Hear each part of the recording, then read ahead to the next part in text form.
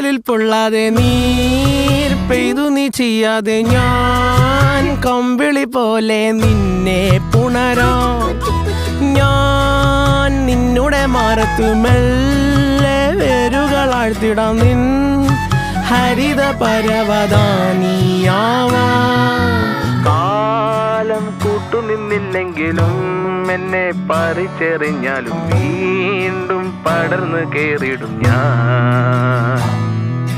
കാലം കൂട്ടുനിന്നില്ലെങ്കിലും എന്നെ പറിച്ചെറിഞ്ഞാലും വീണ്ടും പടർന്നു കേറിടും ഞാൻ.